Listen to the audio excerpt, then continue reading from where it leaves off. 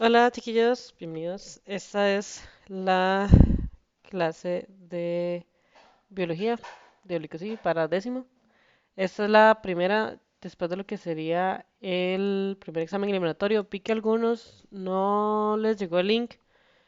Este, y bueno, eso está un poco trágico, la verdad. Em, sí, no sé si van a poder participar en el segundo examen. Pero bueno, espero que por lo menos algunos sí hayan tenido el chance de hacer el examen. Y hoy ya lo que estaremos viendo sería la parte de anatomía y fisiología vegetal. Hoy veríamos la mitad de lo que sería este tema. La próxima semana vemos taxonomía vegetal y enfermedades y las últimas tres clases son para anatomía y fisiología vegetal. Fisio vegetal es un tema muy pesado y muy grande y por eso tiene como tres clases. Y de hecho deberían como, ojalá hacer más, pero por cuestiones de tiempo no nos va a dar chance de verlo todo. Entonces por eso está acomodado de esa manera. Ok, entonces, esa es la presentación que vamos a ver hoy y vamos a ver nada más como aproximadamente la mitad. Entonces voy a presentar. Ok. Entonces, lo primero que vamos a ver de anatomía y fisiología vegetal es la estructura, crecimiento y desarrollo de las plantas. Entonces, las plantas tienen esta estructura, lo que viene a la izquierda son traducciones, entonces por eso se ve un poco caótico, pero básicamente se dividen en el sistema orio y en el sistema de raíces. El sistema de raíces normalmente van a ser como ramificaciones, como, ujú, como, sí, como cadenas de células o es como esa forma como media fibrosa. Y la parte aérea va a tener una estructura que es un poco más, em, se puede ir como en subseccional. Las raíces son como todo muy similar y no hay como mucha forma de diferenciarlo, excepto en ciertas plantas que hay como una raíz principal. Pero normalmente una raíz es muy homogénea en su composición. La parte aérea se va a tener como estructuras especializadas. Entonces, las estructuras de la parte aérea van a ser las hojas, que van a tener lo que es la lámina y el pecíolo. El pecíolo es lo que conecta la hoja con el tallo. Entonces, el tallo es esta parte como em, que se levanta como de las raíces el, hacia el sol, que es lo que están buscando las plantas. Entonces, la hoja va a tener esas dos partes, entonces lámina y pecíolo. Hay plantas, hay ciertas familias que tienen pecíolos más destacados que otras, pero siempre la idea es que la mayoría de plantas van a tener. Ahora, dependiendo de la edad y desarrollo de la planta, sobre ese pecíolo se pueden hacer yemas axilares. Entonces, una yema es de donde va a haber nuevo crecimiento y se llama axilar porque es como que está como en una, eh, como en esa como axila, comillas, del pecíolo con el tallo. Ahora, estas yemas axilares pueden desarrollarse y pueden formar ramas y las ramas van a tener sus propias hojas, sus propios láminas, pecíolos y yemas axilares.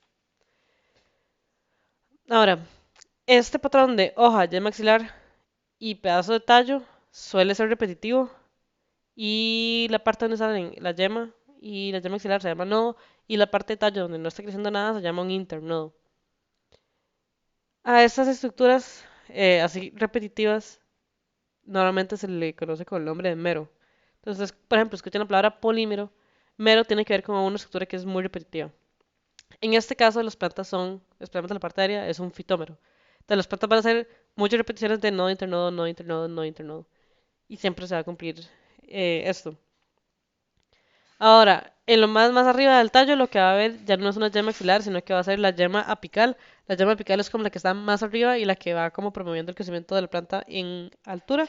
Y pueden haber yemas axilares que se especializan no en crear ramas y hojas, sino en crear, por ejemplo, estructuras reproductivas, en este caso flores o frutos o demás cosas. Ok, ahora vamos a ir viendo cada una de las estructuras y adaptaciones que tienen. Entonces, las raíces pueden tener como dos sistemas. Va a haber un sistema que se basa en una raíz primaria, em, que es como la principal y de ahí se ramifican raíces laterales. Y hay otro tipo de raíces, especialmente estas adventicias, que más bien salen como de un punto del tallo y de ahí se ramifican todas las raíces. Entonces no es como una principal y que de ahí se ramifican otras, sino como que todas salen del mismo punto. Entonces voy a buscar esto un poco para que vean una imagen.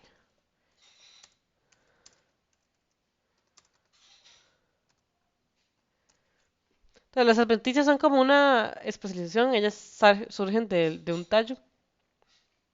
Eso es lo característico que tienen, pero algo así. Entonces hay unos que tienen una raíz principal y de ahí salen ramificaciones, y hay otras que tienen como estas raíces, lo que dice aquí no sé si es francés o portugués, pero como que todas salen del mismo punto y todas se ramifican y no hay como una que sea como la principal que va en profundo.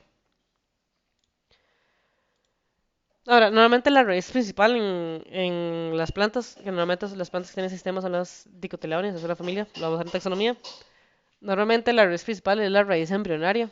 Entonces, ustedes ven un embrión de una planta, normalmente tiene como una raíz principal.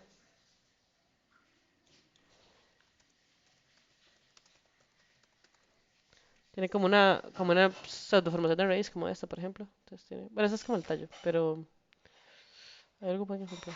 Hay como esta raíz. Tiene como una raíz, que es la primera en crecer, y de ahí esa va a ser la raíz principal. Y las raíces van a tener dos funciones. Principalmente lo que ellas van a hacer es anclar la planta al suelo para que no se caiga, porque las plantas son muy altas y muy pesadas. Y también van a ayudar a lo que es la parte de absorción de nutrientes. Entonces,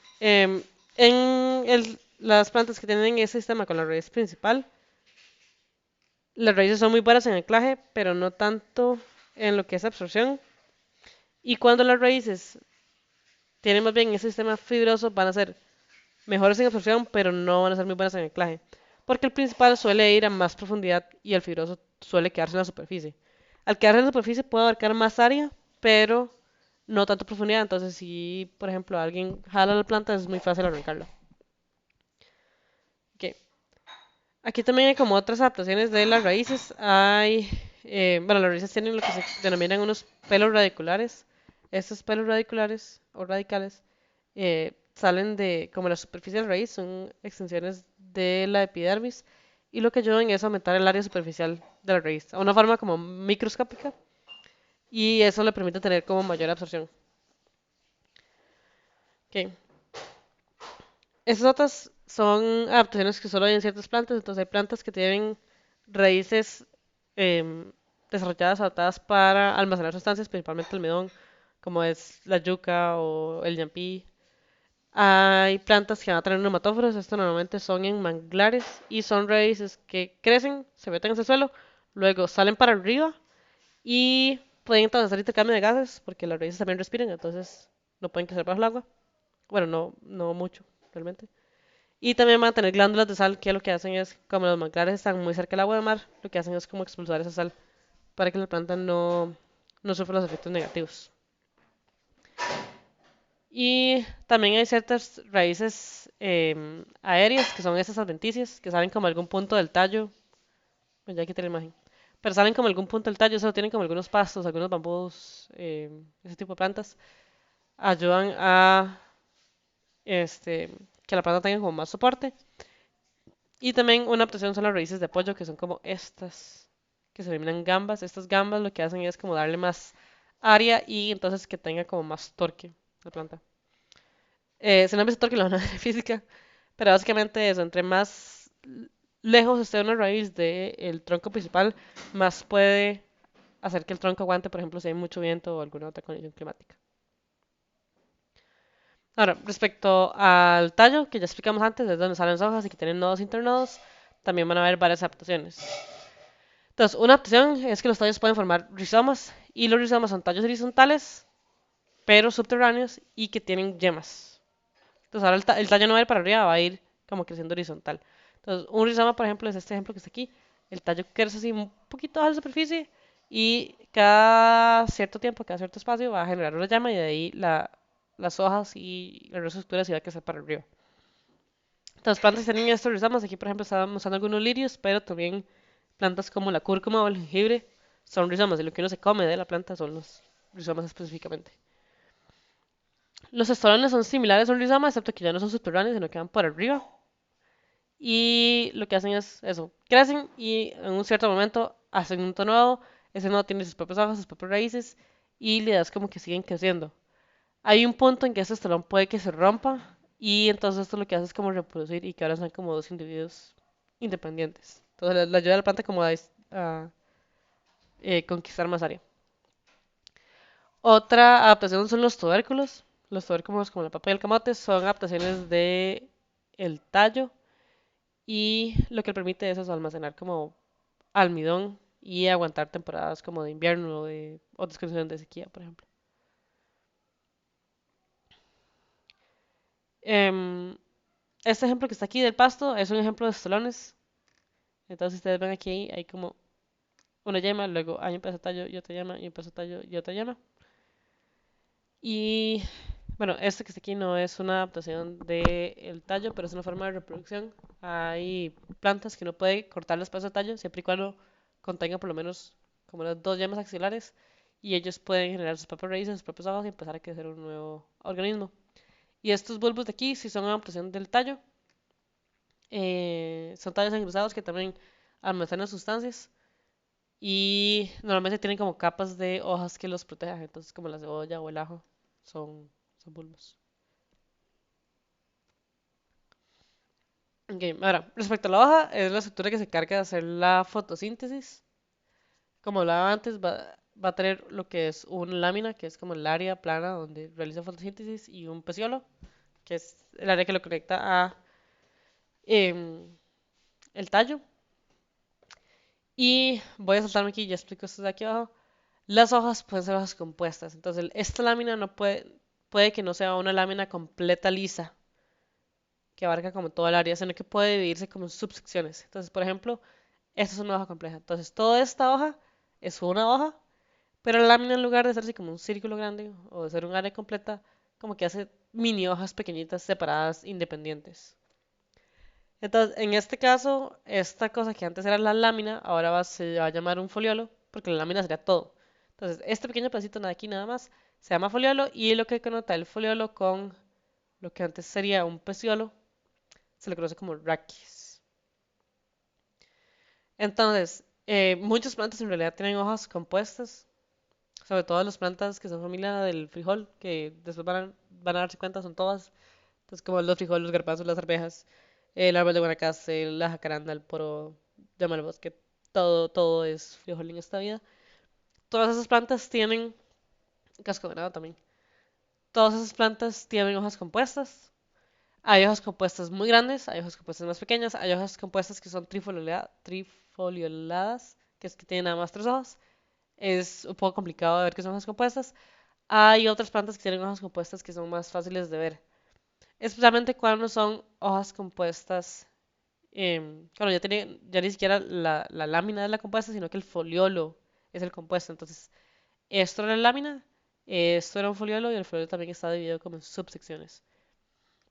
Las plantas que tienen esos tipos de hojas así como foliolos compuestos se llaman bipinadas. Entonces, monopinadas, nada más como una división de la lámina. Bipinadas es como doble división de la lámina. Y suelen ser foliolos muy poquitos. Muy poquitos, no. Muy pequeños. Entonces es más fácil ver que es una hoja compuesta porque tiene hojas demasiado pequeñas. Por ejemplo, Guanacaste es uno, que es que tiene esos foliolos demasiado pequeños, entonces uno ve que es una hoja compuesta. Y las hojas compuestas también tienen su propia clasificación y todo, pero un ejemplo es que pueden ser par y terminan en un número par de hojas, o bueno, de foliolos, o impar y terminan en un número impar de foliolos. En este caso, como es doble, recuerden que es como esa estructura completa la que es el foliolo, entonces en este caso esta es par porque tiene dos comillas de foliolos que salen de aquí. Algo que se me olvidó decir es que los tallos, pero me imagino que va a estar más adelante, pero las hojas tienen dos formas de salir del tallo. Bueno, en realidad tres. Se me olvidó el tema. Em, las formas o estructuras especialmente relacionadas al nodo que tiene los nodos se le denomina filotaxia. Y lo que se refiere a esta filotaxia es que ok, yo puedo tener un nodo y este nodo puede que me tire una hoja de un solo lado. Y luego más arriba en el tallo me tira una hoja para el lado contrario. Y luego más arriba vuelve otra vez a la lección original. A eso se le conoce como una filotaxia de hojas opuestas. Entonces como que se van como cambiando, alternas, se van como alternando de lado. Las opuestas es más bien que en un mismo nodo yo tengo dos hojas que salen en direcciones contrarias. Entonces voy a poner eso un toquecito. Y la que decía ahí de verticilada se refiere a que salen como muchas hojas en un mismo lugar. Entonces, esta filotaxia es alterna, entonces van como alternando de lado. Esta filotaxia es compuesta, salen dos del mismo lugar. Pueden rotar entre uno y otro, pero puede también que no roten, como por ejemplo esta de aquí, esta es opuesta y no rotan. Esta es alterna, esta es opuesta, pero sí rota. Y la particilada es que de un mismo nodo salen como cuatro o más hojas. Y aquí también hay otros ejemplos de em, filotaxia y otras estructuras de la hoja. Okay. Las hojas también van a tener como su propia eh, variación y hay ciertas hojas que están adaptadas a ciertas funciones. Por ejemplo, en plantas trepadoras las hojas están modificadas en zarcillos. Esto es una hoja modificada. Y ese zarcillo va a ser como un tubo cilíndrico que va a ir como buscando superficies a las cuales agarrarse. También van a haber hojas que son reproductivas, como en esta madre de miles. Entonces, esta hoja en los bordes genera como una mini plantita que tiene su propia parte aérea y su propio sistema de raíces.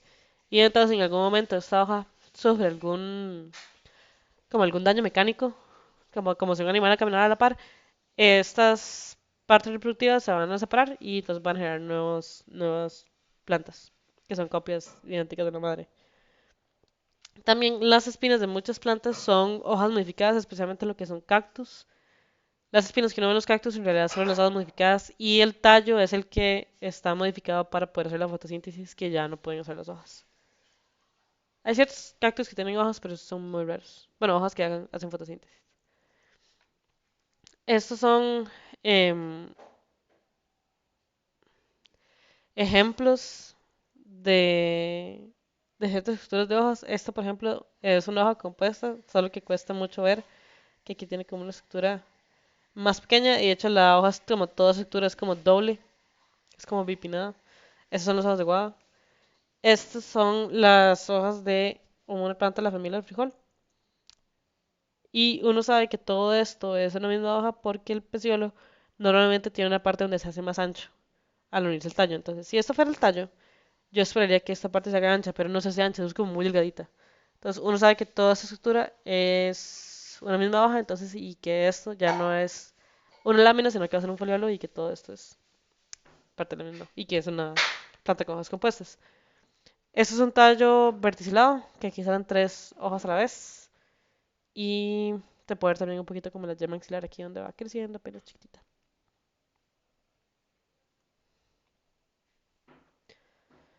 Ok, esta parte del sistema de tejidos es un poco ya respecto a la anatomía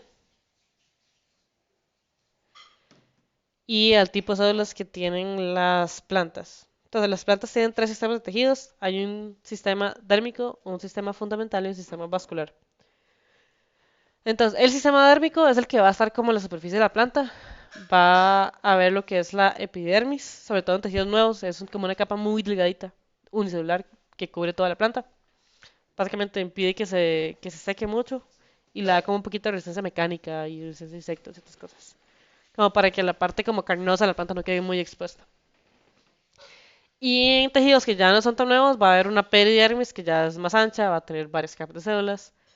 Y también esta dermis puede modificarse en lo que son cutículas y tricomas. Las cutículas son una capa de cera que está en ciertas hojas de ciertas plantas, sobre todo en plantas de ambientes muy secos, para disminuir aún más el agua que se va por evaporación a través de la dermis.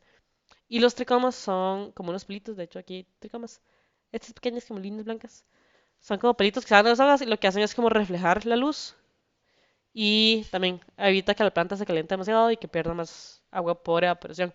Hay también tricomas modificados en tener ciertos venenos, como la ortiga, o en tener, por ejemplo, compuestos que son pegajosos para cazar insectos, como ciertas plantas carnívoras tienen.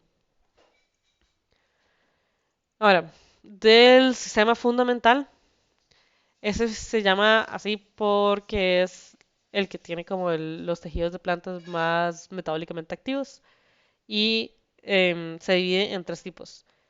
Tenemos lo que es el parénquima, colénquima y esclerénquima. Parénquima es el que tiene el metabolismo más activo de estos tres y es sobre todo el que se encarga de hacer la fotosíntesis. Entonces, como uno de los tejidos como más importantes de las plantas. Pero también parénquima se utiliza para almacenar sustancias. Entonces, por ejemplo, la papa o cosas así que almacenan almidón van a estar también formadas mucho de parénquima.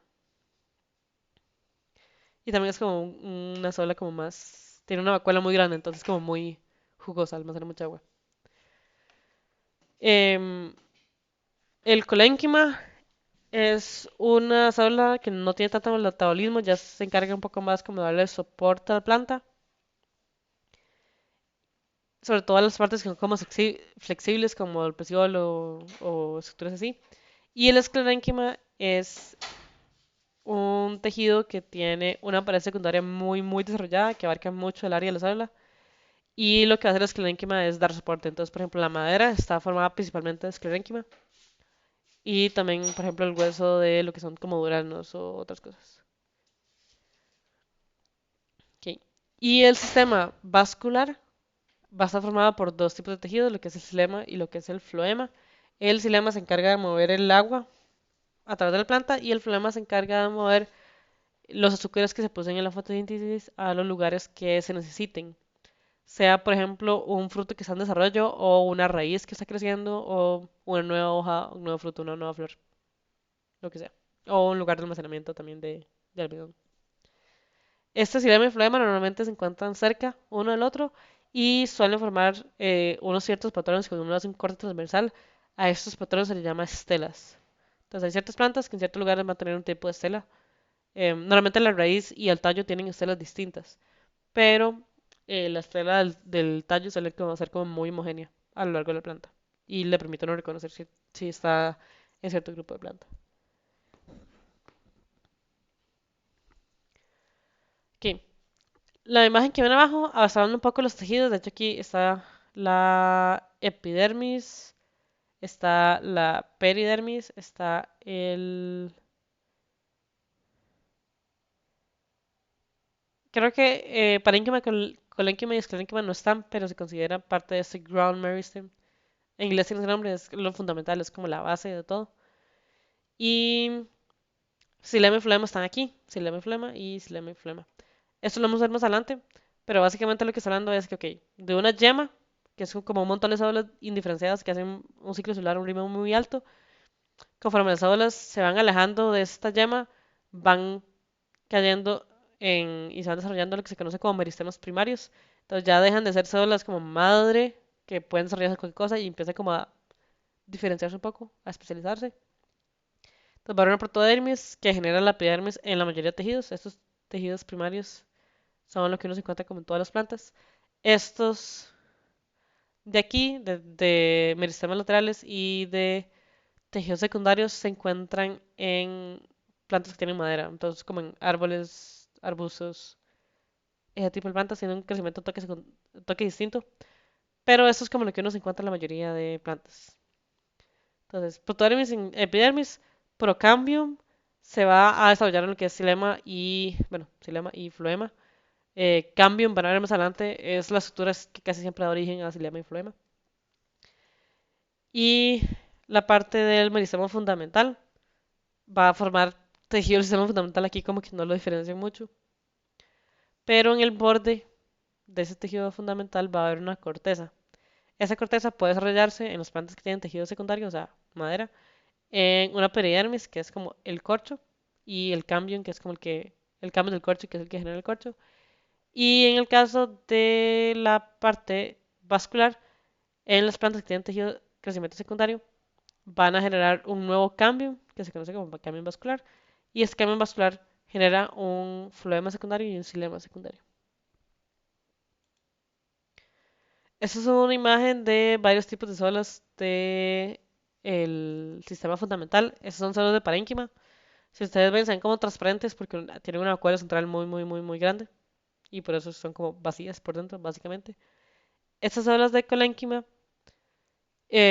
también suelen ser bastante vacías, suelen mantenerse en un cierto grado de metabolismo y si ustedes ven lo que está pasando con esas células de colénquima es, células de parénquima no son una excepción, pero la mayoría de las células vegetales son un poco como cuadradas. Entonces lo que está pasando con esas células de colénquima es que en las esquinas se están depositando un poco de pared secundaria. Entonces, parénquima solo tiene pared primaria, normalmente. Colénquima va a tener un poquito de pared secundaria, sobre todo en las esquinas. Entonces lo que sucede al depositar la pared celular en las esquinas es que ya no hay bordes tan rectos, sino que son como más circulares. Entonces le da un poco de resistencia, pero también de flexibilidad. Y esta parte que está aquí es esclerénquima.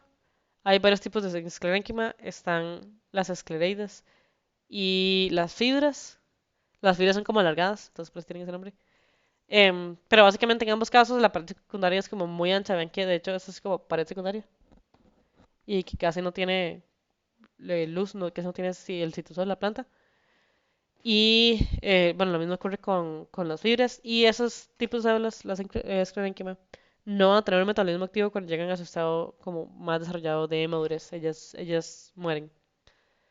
Y su único objetivo es que esa parte secundaria que queda sea de soporte para la planta.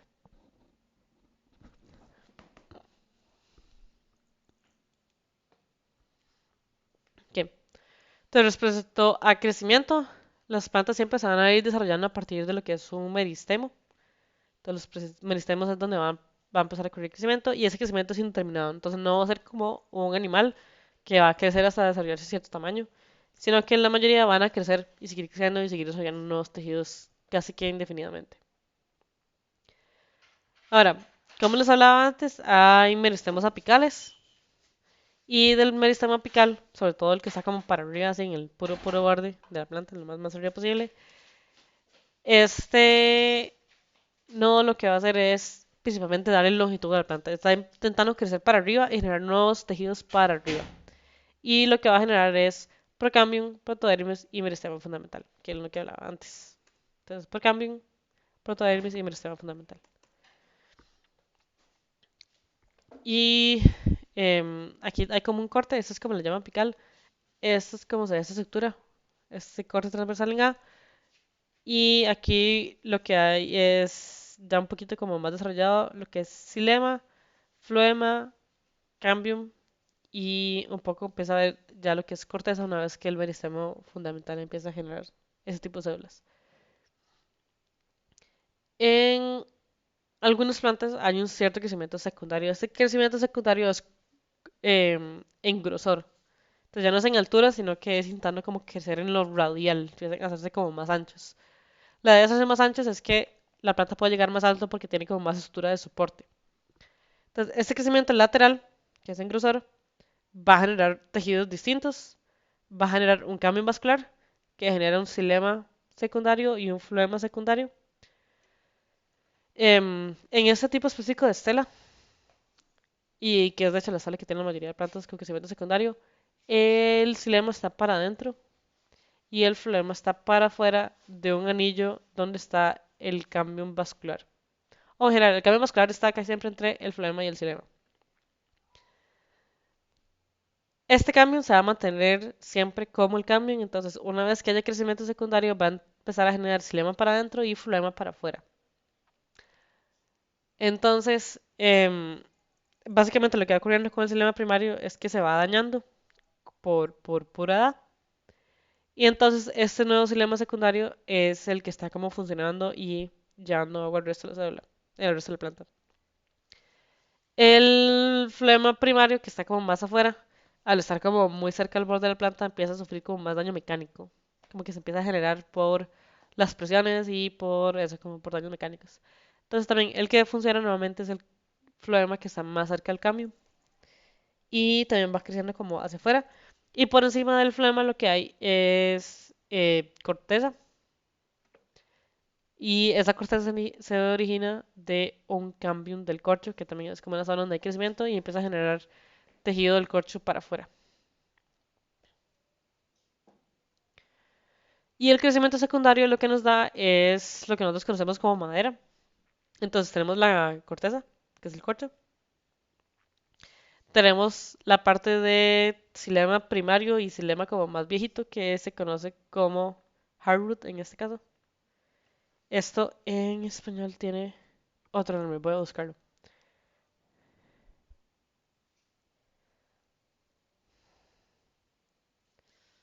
Un segundo.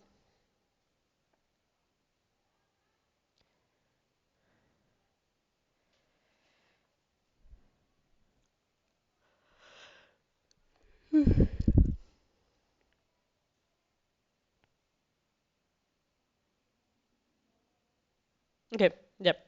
Entonces, esta parte que dice hardwood es lo que en español se conoce como duramen. Entonces, esto es el xilema que es más viejo, que ya está dañado, y lo que hace la célula es que como lo que hace la planta, como ese xilema ya está dañado para evitar que hayan como infecciones por células muertas, lo que hace es rellenarlo de químicos que normalmente son tóxicos para bacterias y para insectos y que suelen dejar las células pigmentadas, entonces suele ser de un color más oscuro. Sobre este duramen va a haber lo que aquí en inglés le dicen sapwood, que en español es eh, albura. Ajá, albura. La albura es el xilema que sí estaba funcional, entonces que no ha acumulado químicos y que por eso no tiene como ese mismo color, es como más clarito. Sobre la albura va a estar el cambium vascular, porque todo esto es xilema. Y esto de hecho es lo que uno considera como madera. De hecho, normalmente el duramen es lo que se utiliza como madera, pero eh, la albura también se puede utilizar. A partir de esto para afuera ya no es maderable, ya no se utiliza. Pero bueno, sobre este softwood va a estar el cambium vascular, sobre el cambium vascular el flema y sobre el flema la peridermis, que es el corcho y el cambium del corcho.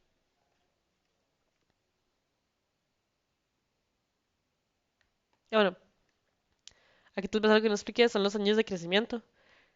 Ya que el árbol está creciendo en radial, esos anillos van a ser como si fueran como circunferencias. Y sucede más que todo en plantas de climas templados. Y lo que sucede es que la planta crece más durante verano y genera células de xilema más anchas. Y durante el invierno hay como menos crecimiento y hay células de xilema más delgaditas, más compactas. Y entonces las partes donde hay como células más compactas, más pequeñitas, se suele ver más oscuro y la parte donde hay células más grandes se suelen ver más claros. Entonces uno lo que va viendo es que son como anillos, donde cada anillo representa cada año porque cada parte oscura es un determinado invierno. En lugares tropicales como Costa Rica esto no es tan fácil de usar. Se puede leer como estaciones secas, donde hay menos crecimiento, y estaciones húmedas, donde hay más crecimiento, pero no es tan fácil correlacionar esto con la edad de un árbol. Ok. Entonces, estamos hablando de crecimiento de tallo, también es importante ver lo que es el crecimiento de la raíz. La raíz va a tener también em, su propia llama, su propio meristema apical. Este meristema va a estar como en la punta de la raíz, pero sobre este meristema va a haber algo que se conoce como la caliptra. La caliptra es como un puño solas que ya no crecen, no se dividen, ellas nada más existen, más que todo. Y lo que hacen es como servir como protección al meristemo. El meristemo son células muy poco diferenciadas, muy sensibles, con probablemente muy poca pared primaria y sin pared secundaria del todo. Y son entonces muy sensibles a que de algún daño mecánico las pueda dañar, valga la redundancia. Entonces la calipto lo que hace es estar sobre estas células y protegerlas de daño mecánico. También lo que tiene es que genera una cierta lubricación, que es una parte mucosa. Y esta parte mucosa va sobre la caliptra y le permite a la raíz deslizarse entre, eh, sí, entre el suelo y las partículas del suelo. Entonces, sobre la caliptra tenemos el meristema, que es donde están dividiéndose las olas y van a generar otra vez los mismos células que yo mencionaba antes de lo que sería la protodermis, el meristema fundamental y el procambium. Entonces, en las zonas muy cercanas al meristemo todavía se van a encontrar como estos meristemos primarios, como muy poco diferenciadas. Y lo que están haciendo es ya no dividiéndose tanto como los meristemos, sino creciendo en tamaño. Ven que como que se expanden.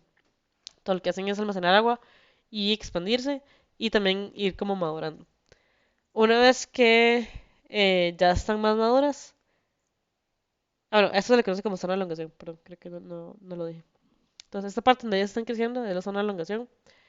Una vez que ya están maduras, el crecimiento es más complicado y más bien se conoce como zona de diferenciación. Es cuando las ya están maduras y ya se puede ver que hay epidermis, que hay una parte vascular, que hay una parte que es parénquima o colénquima o esclerénquima. Y normalmente la parte que es de elongación tiene mucha más permeabilidad agua que la zona de diferenciación. Entonces, mucha del agua que absorbe la planta realmente viene de la zona de elongación. La zona de diferenciación, como tiene epidermis y tiene ya paredes primarias y paredes secundarias más desarrolladas, le cuesta absorber agua, le cuesta absorber nutrientes y empiezan a veces los pelos radiculares para poder como combatir esta resistencia a la absorción de nutrientes. Y sí, creo que eso es más que todo. Esto es un embrión de una planta y se puede ver que, bueno, aquí empieza a crecer la raíz. Aquí hay un montón de pelos auriculares y aquí está como la caliptra, el meristemo y la zona de elongación es esta. En la zona de elongación no hay pelos auriculares. Conforme las olas van moderando empiezan a haber pelos auriculares. Y obviamente conforme pasa el tiempo, como que se va alejando del meristemo y entonces empiezan a haber pelos auriculares cada vez más grandes. Ahora, esta estructura que vimos es como muy longitudinal, como a lo largo del crecimiento de la raíz. Hay que también ver la estructura de la raíz en corte transversal, porque hay dos cosas importantes que tenemos que ver. Entonces, bueno, dos cosas importantes, no, como una, bueno, sí, como dos importantes. Entonces, una de esas es que, ok, eso es un corte transversal. La epidermis y la parte de meristemo fundamental o de tejido fundamental lo vamos a ignorar. Pero imagínense lo que aquí hay como células de tejido fundamental y sobre todo esto va a haber una epidermis. Si uno se enfoca en lo más central de la célula, de la planta, de la raíz, va a haber un anillo o una zona circular donde se va a encontrar más que toda la planta que es la parte que es vascular. Entonces, esta parte vascular está rodeada por lo que se conoce como la endodermis. Entonces, como una parte que lo rodea. Y dentro va a estar el xilema, que suelen ser células grandes, muy huecas. Y aquí este pigmento rojo es porque tiene pared secundaria. Deme un segundo. Em,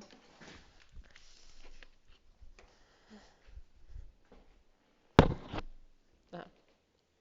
Entonces, ese xilema tiene, son como células más grandes que tienen un radio mayor.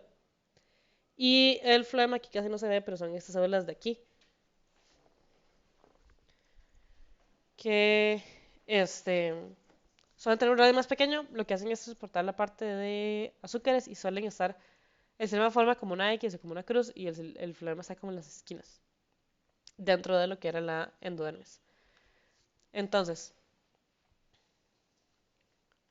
denme un segundito. Ya casi volvemos. Ok, creo que ya podemos seguir. Que mi gata está intentando como escaparse. Alright, entonces, em, que ya hablé un poco del sistema flema. La endodermis, la característica que tiene es que ven que también es roja. Un poquito. La endodermis también va a tener una pared secundaria y las paredes secundarias suelen ser impermeables al agua. Y es importante para la raíz tener esa estructura. Ya voy a explicar por qué. La otra estructura importante es el periciclo. El periciclo es como una capa de células, como una fila, que está como pegada al endodermis, pero por dentro. Y esa peridermis son células de parénquima, que todavía tienen como cierta capacidad de visión. Y lo que hacen es, empiezan a crecer cuando se quiere formar una nueva raíz lateral. Entonces se van a empezar a formar de aquí, empiezan a formar como un bulto aquí. Ahora, la endodermis o la banda de Caspari es importante porque tiene una pared secundaria en una forma muy determinada. Entonces cubre estas cuatro paredes. Entonces la pared de arriba, abajo y las dos como que van en dirección de una circunferencia, por así decirlo. Y van a dejar dos nada más abiertas, que son como la que va para afuera de la raíz y la que va para adentro de la raíz. Entonces lo que sucede es que los minerales o materiales que entran a la raíz pueden tener dos rutas. Pueden entrar por una pared celular o pueden entrar a través de el citoplasma de una célula. Entonces como que atraviesan una membrana y luego se van moviendo a través de los no es protoplasma la palabra. Eh, Uy, olvidé la palabra que era para eso.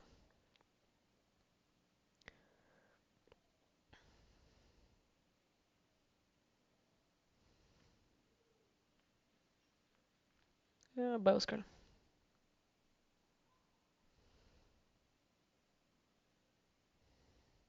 Plasmodesmo. Entonces puede entrar y irse por las paredes celulares o puede entrar a través de una membrana sola y se va a través de los plasmodesmos hasta llegar a este, la parte vascular, hasta el endodermo. La idea obviamente es que la raíz es la conductora de líquidos y la conductora de nutrientes del suelo, iones que ocupa la planta. Entonces la idea es como que se pueden absorber muchas cosas. Pero también hay mucho en el suelo que la planta realmente no necesita y no quiere o que más bien es dañino.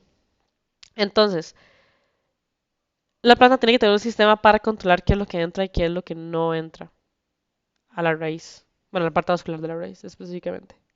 Porque de ahí se lo va a llevar al resto de la planta. Entonces, la endodermis es el que tiene esta función. Entonces, obliga a que si hay sustancias que vienen a través de un sistema por paredes celulares, ya de aquí no puede pasar porque la pared secundaria es impermeable. Entonces, básicamente nada pasa. Nada pasa a través de la pared secundaria. Entonces, las cosas que vienen en movernos a través de paredes secundarias ya de aquí no pueden pasar. Tienen que verse obligadas a atravesar la membrana, por lo menos de la célula del endodermo.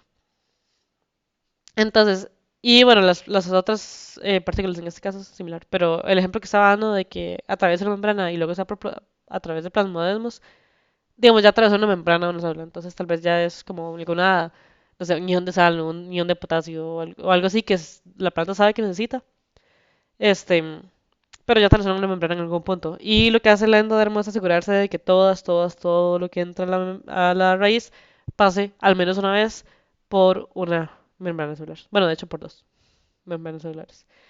Y ya después de esto, bueno, este que está aquí amarillita es el periciclo, que es el que genera las raíces laterales. Y luego de esto entran en el xilema y en el xilema es muy fácil que se vayan el resto de la planta.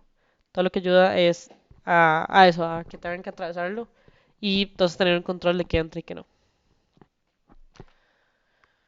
Ahora, pequeño detalle aquí de crecimiento del tallo, es que este crecimiento va a estar dominado normalmente por la parte apical. O sea, normalmente las plantas van a preferir crecer hacia arriba que, por ejemplo, de las yemas axilares. Eso no siempre es cierto, pero en la mayoría de plantas. Y entonces la yema apical, que es como la que está más arriba, genera un efecto como de dormir las yemas axilares, a menos que ya estén muy lejos.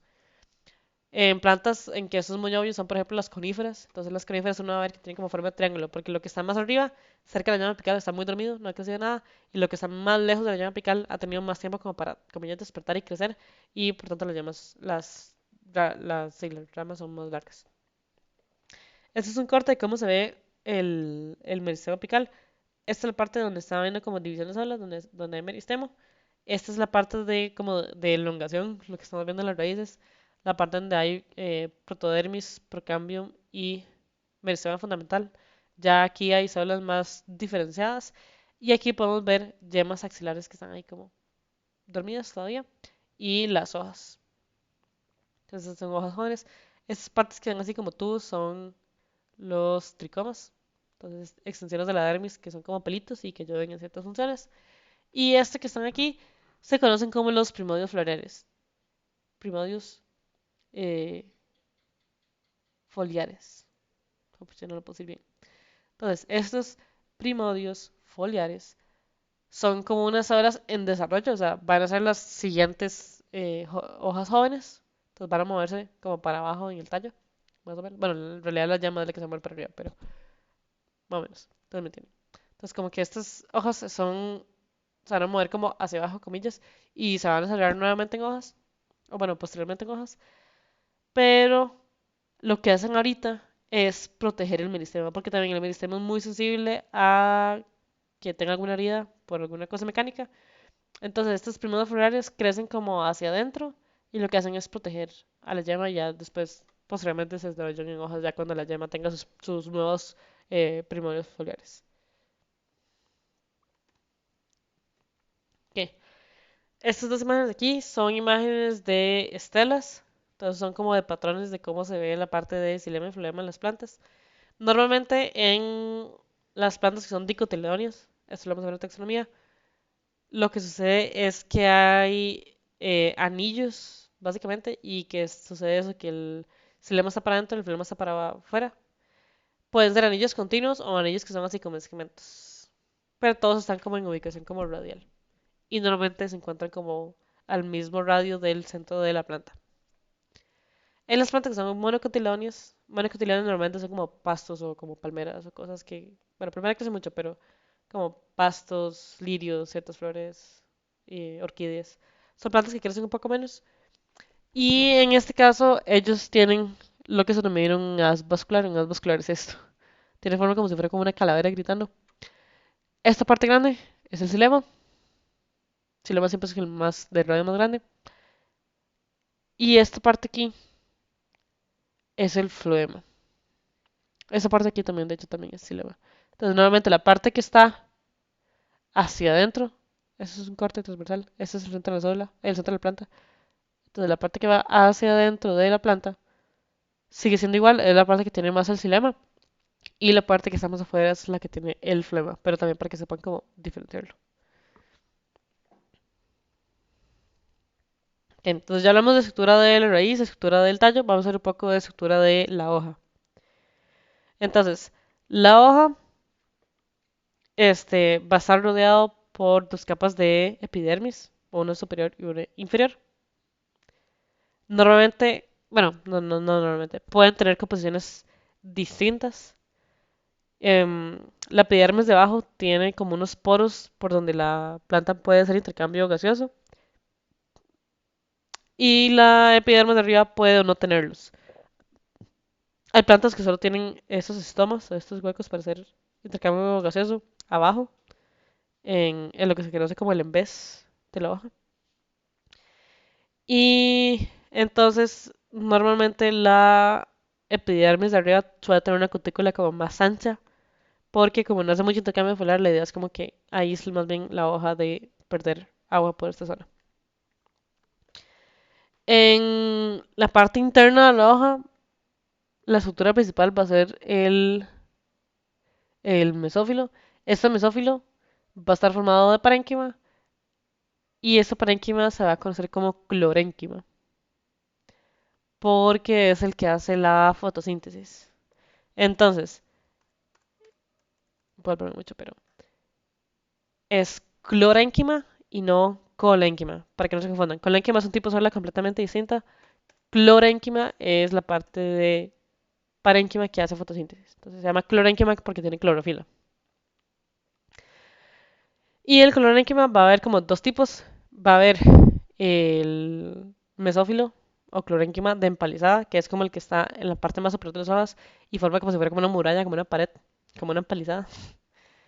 Y la parte de abajo, cerca del en vez de la hoja, se va a llamar mesófilo esponjoso, porque son como células como que están como más separadas unas de otras, como que tienen como espacios de aire entre ellas. Y la idea es que esos espacios de aire entre ellos permitan que haya también intercambio gaseosos que puedan intercambiar oxígeno y CO2. Entonces, eso se ve. Entonces, esta es una animación, pero esto es un corte de una hoja y aquí se ve el mesófilo empalizada con células como alargadas y muy juntas. Y luego mesófilos esponjosos, células redondas y más separadas. Ujú. Y bueno, las hojas también van a tener su propia inervación de la parte vascular. Normalmente va a tener una estela también particular. La parte de xilema va a estar arriba y la parte de floema va a estar abajo. Eso tiene que ver con cómo las hojas se separan de la parte vascular principal. Y entonces si yo tengo una parte vascular que va en el tronco hacia arriba y la saco hacia afuera, como hacia la derecha, por ejemplo, la parte que está más interna va a quedar para arriba y la parte que está más externa va a quedar para abajo. Entonces floema que está externo abajo, xilema que está interno queda arriba. Y em, algunas veces estas olas pueden tener alrededor en la parte vascular lo que se conoce como suelas de la vaina. Entonces suelas de la vaina como rodean el flema y en algunas plantas tienen ciertas funciones especializadas. Creo que lo que me falta mencionar es esta parte que está aquí. Estas son fibras de esclerénquima, van como cerca de la vena y lo que le hacen es como darle resistencia. Y por eso la vena normalmente a veces como que se ve como por encima, que tiene un cierto relieve y que es más duro y es por estas fibras de esclerénquima. Esto que ven aquí es un poco saliendo de tema, un poco random, pero es un tema importante que es probable que venga en el examen y tiene que ver con una parte genética de las plantas y es como un problema que uno puede analizar, como muy fácil, como se los pueden poner en el examen para que resuelvan algunos problemillas. Entonces lo vamos a ver porque es sencillo y porque es probable que se los pregunten. Entonces, las flores de las plantas tienen tres estructuras. Bueno, como cuatro en realidad. Va a tener una parte de sépalos, que son como hojas, comillas, verdes, comillas, bueno, siempre. Pero básicamente son como unos hojitas verdes que están como bajito de la planta. Bueno, bajito de la flor, perdón. Bajito de la flor. Y lo que hacen es como cubrir la flor cuando se está desarrollando. Y una vez que la flor se desarrolla, quedan ahí como en el fondo, nada más, como existiendo. No hace mucho. Por encima de los sépalos van a estar los pétalos. Los pétalos son hojas modificadas y tienen como colores brillantes, no sé, pigmentos que absorben ultravioleta o que reflejan ultravioleta. Y lo que hace es hacer la flor llamativa. Y encima de esto va a estar la parte masculina con los estambres y el polen. Y sobre eso la parte femenina con el carpelo y los óvulos y el ovario y todo. Entonces, hay tres genes que controlan el desarrollo de estas estructuras, se conoce como verticilos.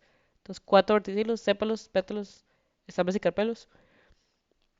Y la combinación de qué gen o qué proteína existe en cada verticilo le va a indicar qué formar.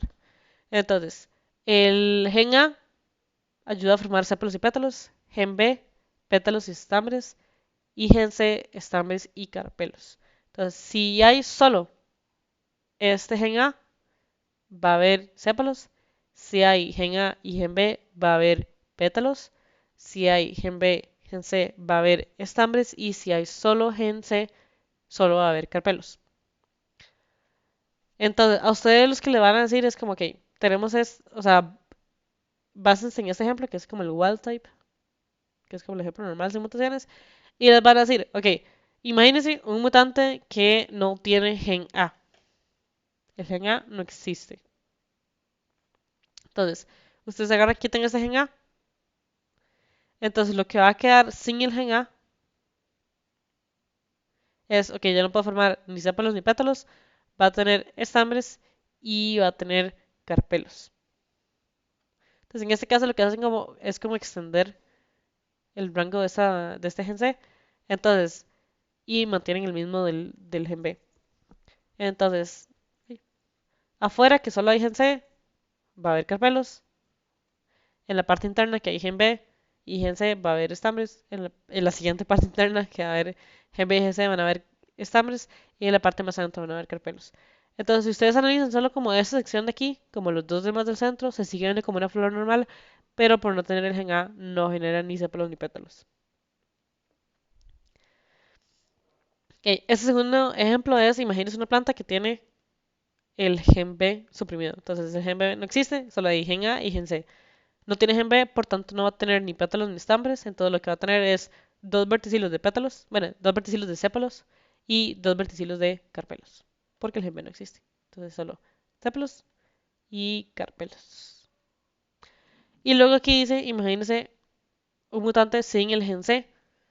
Entonces el gen C no existe y lo que hacen es como extender el rango del gen A. Entonces, sépalos y pétalos se van a ver exactamente igual, pero ya no van a haber estructuras reproductivas porque tanto la masculina de estambres y la femenina de carpelos ocupa del gen C. Entonces lo que hacen es como hacer espejo. Entonces, se vuelve a haber otro verticilo de pétalos y por dentro otro verticilo de sépalos. Entonces son como los mutantes y les pueden poner así como varias combinaciones de esto y cómo se vería. Entonces por eso lo vemos. ¿Qué?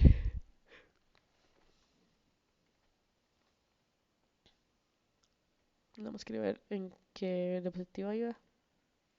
Que entonces vamos a ver un poco lo que es la parte de transporte de nutrientes y vamos a ver varios conceptos. Entonces ya les hablé un poco de la banda de Caspari. Entonces ya vamos anotados. Aquí nada más hay dos conceptos nuevos. Lo que es el simplasto y lo que es el apoplasto. Simplasto se refiere a la unión de citoplasmas entre varias células vegetales debido a la presencia de plasmodesmos. Y apoplasto se refiere al continuo de pared celular. Entonces, los nutrientes que se van solo por paredes celulares se van por lo que se conoce como el apoplasto, es como esa ruta a la que siguen. Es una ruta no regulada porque no pasa nunca por una membrana y la pared celular no tiene como mucha actividad metabólica. Y hay sustancias que van a ver por el simplasto y el simplasto es más regulado porque tuvo que haber entrado alguna célula vegetal en algún punto, entonces tuvo que haber pasado por lo menos por una membrana. Hay otra ruta que es una combinación de ambas que se conoce como la ruta transmembrana, que es como salir y entrar y salir y entrar de una célula. Y entonces pasas partes por el citosol y partes por la pared celular. Ok.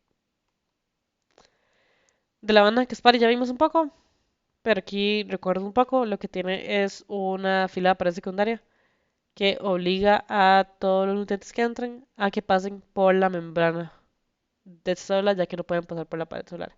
Entonces, sustancias que vienen por la ruta plástica tienen que pasar por lo menos en algún momento por la ruta sin plástica, y por eso se ve aquí azul. Entonces, eso que viene por plasto ya no puede pasar por la pared, se obliga a entrar por la célula.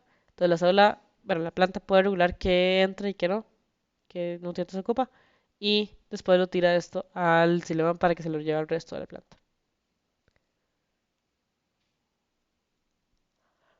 Okay. Ahora, vamos a ver un poco de el tema de transporte. Entonces, principalmente lo que es el transporte de agua. Entonces, a corta distancia, el transporte de agua y movimientos de agua en la planta se da por iones de hidrógeno.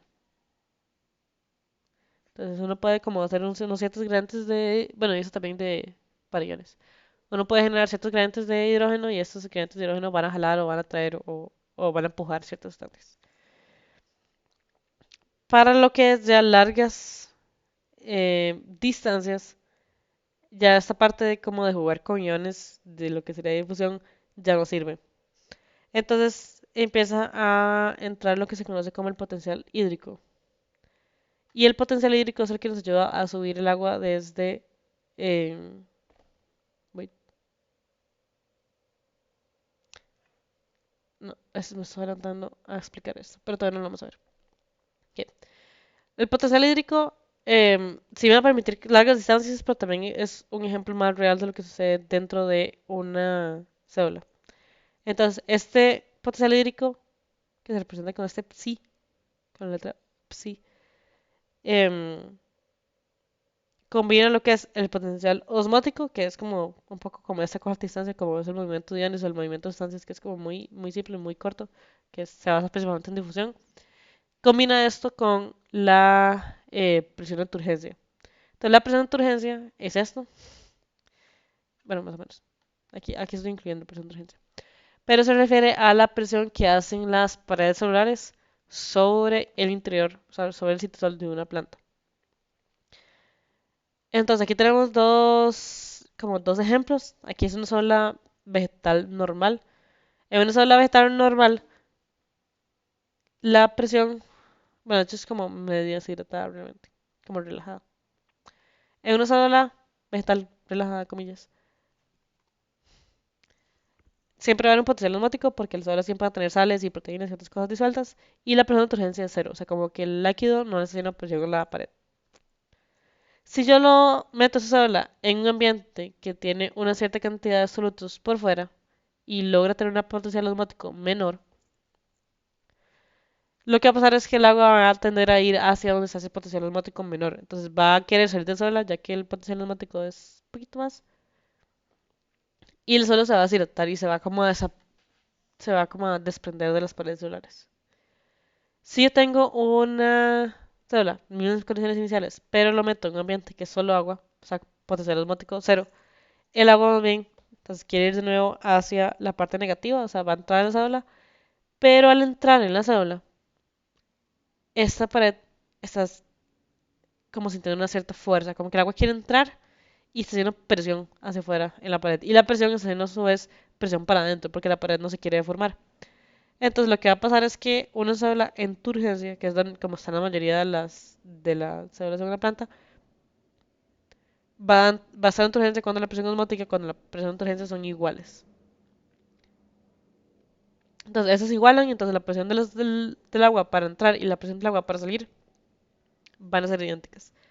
Pero ese estado de turgencia hace que la pared esté un poco distendida y hace que entonces la pared ya no se pueda doblar, no sea tan flexible. Entonces eso es lo que le da como resistencia mecánica a las plantas.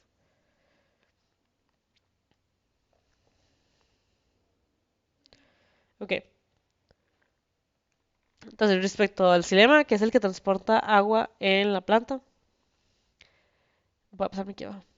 Hay otra teoría que explica cómo es que ellos transportan el agua a tanta distancia. Porque esta presión osmótica y eso es como a nivel celular o a nivel de unas pocas células. El cerebro tiene que mover agua a través de toda la planta, que es ya un nivel super macro y en secuoyas y así, tienen que moverlo como 100 metros. Se ocupan unas teorías para poder explicar cómo se hace este movimiento de agua. Entonces, la teoría que está actualmente es la teoría que se conoce como la tensión-cohesión. Entonces, la cohesión se refiere a la tendencia de las moléculas de agua a querer permanecer unidas. Y la tensión se da por la forma en la que están hechas las hojas. Entonces, las hojas van a tener una conexión con el xilema. Y el xilema va a ser un tubo continuo hasta, bueno, más o menos continuo. Un tubo semicontinuo desde la hoja hasta la raíz, o sea, por donde está todo el agua. Y las hojas también van a tener estomas. Y va a haber un mesófilo esponjoso. Entonces, el mesófilo esponjoso van a ser como células que están como ligeramente separadas y que están llenas em, sí, de agua. Todo lo que sucede es que cuando el agua se va evaporando entre dos olas del mesófilo, va generando como un hueco, porque las olas están evaporando, las moléculas están evaporando, se están yendo, ya hay menos.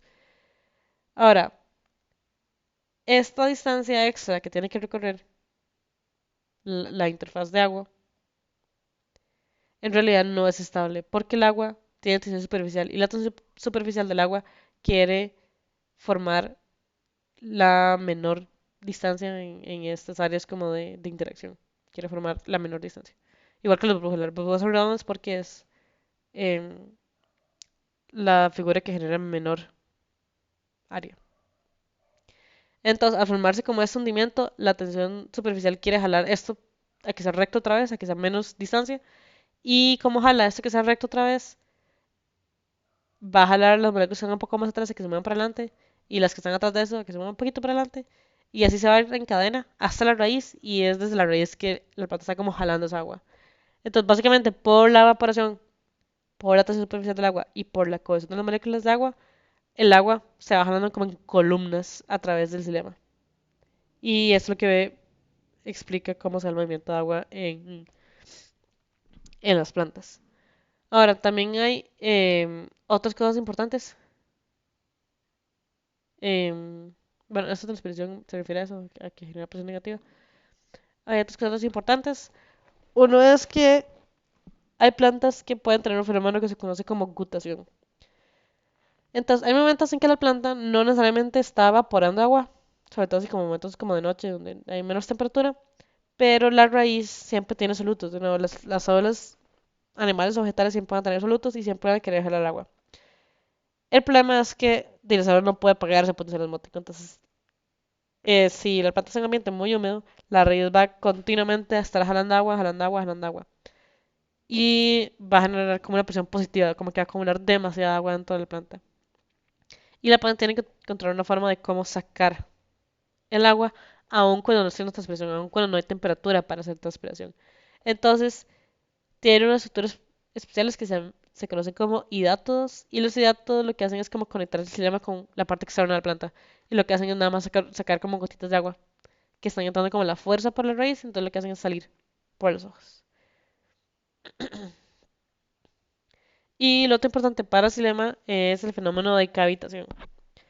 Entonces, el agua va a tener, en condiciones normales de crecimiento de una planta, va a tener ciertos gases disueltos. Va a tener unas ciertas moléculas de CO2 disueltas, unas ciertas moléculas de O2, em, sí, en general.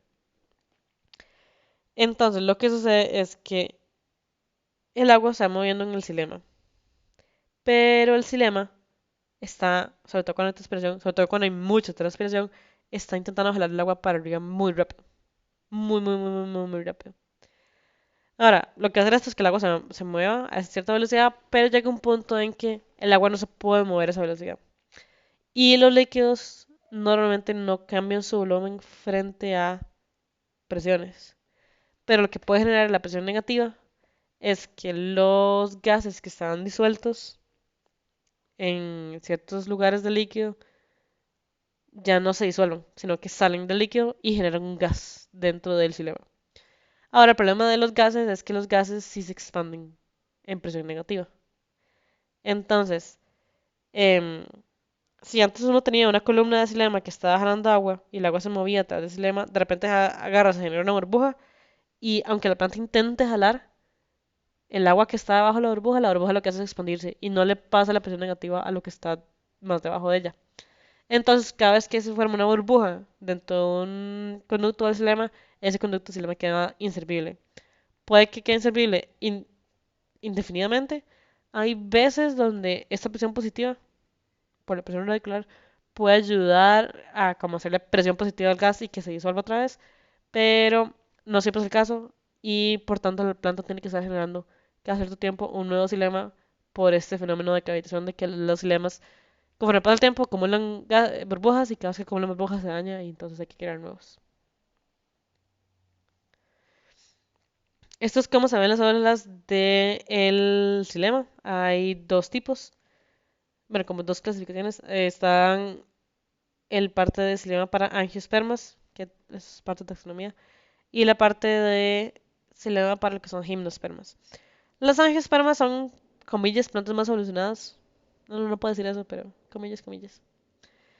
Em, y tienen unas células que se conocen como elementos del vaso. Elementos del vaso son como células de xilema especializadas, evolucionadas. Entonces son células con radio muy ancho. El radio ancho hace que haya menos adhesión de del agua a la pared y por tanto movimiento más rápido, más fluido. Tienen estas placas perforadas al inicio y al final de cada célula. Y lo que hacen las células es conectarse un montón, así como en cadena, o sea, para arriba. Y también se conectan hacia los lados. Entonces, cuando una de estas células sufre cavitación y hace una burbuja adentro, esta placa perforada evita que la burbuja se expanda, porque la tensión superficial del agua va a evitar que la burbuja se haga muy ancha y pase por lugares muy angostos. Y entonces lo que hace el agua es que el agua viene por aquí, se encuentra esta parte bloqueada, pasa a la otra célula, sube por aquí, y una vez que ya puede volver a entrar aquí, se devuelve. Entonces, estas placas perforadas evitan que la burbuja se expanda, y estos agujeros que tienen aquí el nombre de pits, lo que ayudan es a conectar una célula con otra para que el agua tenga como rutas alternativas. Las gimnospermas tienen sobre todo un tipo de célula que se conoce como traqueida. La traqueida es una célula xilema un poco menos especializada, tiene un radio más pequeño em, y no tiene estas placas perforadas. Lo que tienen es que ellas terminan como en punta y esas puntas se combinan unas con otras. Y en cada uno de estos pits que hay entre una célula traqueida y otra hay un toro. Le puse el ejemplo. El toro lo que hace es bloquear la traqueida cuando hay una cavitación. Eh, no. Ok. Hay un ejemplo aquí. Ese ejemplo me sirve. Entonces, normalmente el toro se ve así. Es como, ok, viene la pared primaria, que es esta como café más oscuro, y la pared secundaria hace como un círculo grande, como una bola grande alrededor de un engrosamiento de la pared secundaria. Entonces tiene como esa forma así. Entonces, cuando una célula sufre cavitación y genera una burbuja, la burbuja no deja que pase el agua. Se puede hacer como una presión negativa que no se logra resolver. Entonces, lo que va a pasar con esa presión negativa que no se logra resolver es que el toro se va a mover hacia donde haya presión negativa. También puede ser que la burbuja más bien se expanda frente a la presión negativa y haga que en esa traqueida no haya presión, pero en la otra sola va a haber presión negativa porque el agua se está jalando. Entonces lo que hace el toro es moverse hacia el lado donde hay menor presión, o sea, donde hay más presión negativa, donde se está jalando más el agua, y al moverse hacia ese lugar donde hay parte negativa, se bloquea, porque entra en contacto con la pared secundaria de esa estructura. Entonces más o menos se ve así cuando se bloquea. Entonces esta es la pared de la traqueida y esto es el toro y si ven es como un sellado no perfecto, pero en realidad bastante bueno y ya la tensión superficial del agua se encarga de que la burbuja no se expanda ni se mueva y que el agua tampoco se mueva por ahí. Las angiospermas, además de los elementos del vaso, también tienen traqueides. Esto es un corte de una madera de angiosperma. Los elementos del vaso son esos círculos grandes, grandes. Y las traqueides son como esas filas de sólidos más pequeñitas que están ahí como a la par. Entonces, como que complementan lo que están haciendo los elementos del vaso. Ahora, respecto a estomas. Los estomas, los explicaba antes, están en la epidermis de las hojas, sobre todo del en vez de la parte inferior de la hoja. Y lo que hacen es generar como un hueco por el cual los gases pueden pasar y las plantas entonces pueden hacer intercambio gaseoso. Los estomas están formados por un poro, o sea, como por un hueco, que es comillas parte de la estructura, y por dos olas guardianas que rodean y controlan la apertura de ese hueco. Entonces, las olas guardianas son como estas, tienen forma como de frijol o como de salchicha, no sé, salchichón. Y lo que sucede es que ellos tienen que controlar cuándo abrirse y generar intercambio gaseoso y cuándo cerrarse y evitar el intercambio gaseoso. Entonces, quieren abrirse cuando la planta está haciendo fotosíntesis, pero también quieren cerrarse cuando la planta está perdiendo demasiada agua. Porque entre más abierto es un estoma, más intercambio de gases hay y uno de esos gases que se intercambia es el vapor de agua. Entonces, si hay demasiado intercambio de vapor de agua, la planta se deshidrata y eso no es bueno. Entonces, tienen que considerar como estos dos factores. Pero la apertura de los estomas está relacionada con la luz azul. Entonces, lo que va a pasar es que la luz azul va a estimular unos ciertos receptores. Estos receptores a su vez van a hacer que unas bombas de hidrógeno empiecen a sacar hidrógenos para afuera de la célula. Y lo que sucede es que hay también potasio fuera de la célula y este potasio no le gusta estar cerca de otros iones que tienen carga positiva, entonces va a querer entrar a la célula. Y el potasio es mucho mejor en generar presión osmótica que el hidrógeno y entonces jala el agua hacia adentro de la célula. Entonces es una forma en que se pueden abrir los estomas, ya explico. Bueno, lo que sucede cuando se abren es que se ponen más turgentes y por la forma de la pared secundaria, cuando se ponen turgentes, se abre más el hueco. Cuando son como más deshidratados, más bien se cierran de esta forma. Ok. Lo otro que sucede es que cuando la planta empieza a recibir los primeros rayos de luz, se van a empezar a generar ATP por fotosíntesis, porque los estomas tienen ciertos cloroplastos, y esto ATP de fotosíntesis es el que se encarga de darle energía a esas bombas de hidrógeno. Entonces, le dan energía a esas bombas de hidrógeno, la planta puede sacar más hidrógeno y más fácil puede hacer que ese estómago se abra. Entonces, esos dos sistemas controlan que el estómago se logra abrir apenas la planta empieza a recibir sol y hay hormonas que se van a encargar de cerrar el estómago cuando la planta está deshidratando. Eso lo vamos a ver más adelante. Pero sí, básicamente entonces estos dos factores controlan lo que es el ciclo circadiano. Es como el ciclo de todos los días lo que hace una planta. Siempre va a abrir sus estomas al amanecer o cuando empieza a recibir luz. Excepto en unas plantas que son las xerófitas. Las xerófitas, por adaptaciones que tienen un sistema de fotosíntesis, más bien abren sus estomas de noche para evitar abrirlos cuando está el día y está muy caliente y perderían más vapor de agua. Entonces, abren sus estomas de noche, hacen todo su intercambio gaseoso, acumulan, comillas, ese gas, vamos a ver después cómo, y luego se lo dan al resto de células cuando ya hay que hacer fotosíntesis por la mañana. Ahora, hay ciertas adaptaciones de estomas para plantas, sobre todo en lugares secos. Ya hablé un poco de los que son xerófitas. Hay también otras adaptaciones, por ejemplo, el estoma puede estar en lo que es una cripta, que es que en lugar de estar así como en la superficie de la epidermis, eso es un corte de una hoja, por cierto, esa es la parte superior, esa es la parte inferior. En lugar de estar el estoma cercano a la parte de abajo, lo que hacen es, así como plano, lo que hacen es meterlo como en un huequito. Entonces, al estar en un hueco, esta cripta lo que hace es proteger el estoma del viento. Entonces, entre más viento haya, más vapor de agua va a perder la planta, sobre todo en lugares secos. Entonces, la cripta lo que hace es como proteger un poco el estoma. Y normalmente esa cripta también tiene tricomas, y los tricomas lo que hacen es detener también el flujo de agua, de aire. Disminuyen aún más la velocidad de agua y el intercambio que hay. Entonces, frena un poco la pérdida de vapor de agua. También frena un poco el intercambio de gases, pero es un riesgo que tienen que tomar la planta. Y aquí ocurre lo que les decía antes, de que la cutícula de abajo, que es esta parte rosada, suele ser un poco más delgada que la cutícula de arriba, que es como más ancha y más dispuesta como a proteger la planta, sobre todo en plantas de climas secos. Y también algo que sucede en plantas de climas más secos es que a veces la epidermis no es una capa de células única, sino que a veces son dos o tres capas, como en este caso. Entonces en este caso hay tres capas de células de epidermis y también en la epidermis de abajo también hay tres capas de células.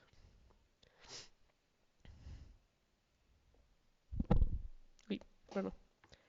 Ahora, respecto al floema, no, algo que no expliqué, el xilema siempre tiene una dirección y siempre es para arriba. Importante porque siempre se va a mover hacia donde hay transpiración. Respecto al floema, este no va a tener un flujo delimitado, no va a tener una dirección específica, sino que siempre va a estar intentando mover el azúcar, la glucosa, la sacarosa, hacia lugares donde se ocupe la sacarosa. Entonces puede que, por ejemplo, sea una hoja y que lo esté moviendo hacia el ápice, hacia el meristema apical, o puede que lo esté moviendo hacia un fruto, o puede que lo esté moviendo hacia una hoja nueva o hacia una raíz. Entonces puede ser para arriba, para abajo, para cualquier dirección. Entonces, este transporte es de fuentes de fotosíntesis, de fuentes de azúcares, a sumideros de azúcar, o sea, como sumideros como células que van a almacenar o que necesitan ese azúcar. Entonces lo que va a ocurrir es que primero la planta va a hacer transferencia a la sacarosa. La sacarosa es el azúcar de mesa, es azúcar, una glucosa y una fructosa. Están unidas a sacarosa porque son más estables, sobre todo para transportar en el flema. Y lo que va a hacer es un cotransporte con hidrógeno. Agarra hidrógeno, lo almacena en una sustancia, en un lugar donde hay sacarosa, y luego agarra y lo mete en un lugar donde eh, tal vez no haya tanta sacarosa. O a veces también donde hay más sacarosa, depende del tipo de sola. Entonces se aprovecha de el gradiente de concentración del hidrógeno para poder mover la sacarosa y acumula la sacarosa en el interior de los suelos del flema. Como los suelos del flema están acumulando mucho azúcar, tienen mucha presión osmótica, al tener mucha presión osmótica o presión osmótica muy negativa, jalan agua del xilema, que está a la par, si se acuerdan, siempre están como muy juntitos, y entonces se acumula agua. Y esta agua se va a mover en cualquier dirección. En este caso, se va a mover hacia una célula sumidero, y esa célula sumidero lo que hace es robarle el azúcar a este flujo. Y como le roba azúcar a este flujo, ya no tiene tanta presión osmótica, entonces el agua se devuelve al xilema. Entonces, lo que hace es como reutilizar el agua del xilema para estas funciones. Y también un poco de como este flujo de agua, también como que aquí le está quitando agua, entonces va a generar una presión negativa de agua, entonces el agua quiere bajar. Entonces, como todo esto ayuda a controlar en qué dirección se va a ocurrir. Y que no sea una dirección estable, sino que pueda muy fácilmente robarle agua al xilema, moverlo en segunda dirección y luego devolver el agua. Ahora, las células que se encargan de hacer el transporte de azúcares en las plantas también van a variar un poco entre angiospermas y gimnospermas. Normalmente en angiospermas se conoce como un elemento del tubo criboso, que son, por ejemplo, estos. Son muy similares a los elementos del vaso, tienen radios muy grandes y tienen una placa, en ese caso se conoce como una placa cribosa, ya no una placa perforada. Esta placa cribosa también tiene poros, permite el paso de sustancias, pero también permite que esto se llene de una proteína o se llene de una sustancia que permite sellar un floema en caso de que ya no se necesite más. Creo que todos estos ejemplos son de espermas. Normalmente las olas del tubo criboso tienen un cierto metabolismo, pero es muy poco. De hecho, aquí se ve como un corte de una sola del tubo criboso en un microscopio. Tienen unas ciertas componentes solares, pero no demasiados. Entonces, el metabolismo es muy, muy básico. Las células del sistema, por cierto, están completamente muertas. Es como para celular. Ya, eso es todo lo que queda. En las células de flema sí queda un cierto componente de metabolismo, pero normalmente tienen muy poco metabolismo. Entonces, las células del tubo criboso, o en general las células de flema, normalmente tienen una célula que se encarga de transporte y una célula que está como a la par y que se encarga como de darle soporte y ayudarle y darle nutrientes y otras cosas que ocupa la planta para sobrevivir. Entonces, en el caso de las espermas, se va a usar como célula de compañía. Y en el caso de gimnospermas, las células son muy similares. La célula de compañía no se va a llamar así, se va a llamar célula albuminosa. Y el elemento del tubo criboso no se va a llamar así, sino que se va a llamar célula cribosa. Y en general van a tener el mismo funcionamiento.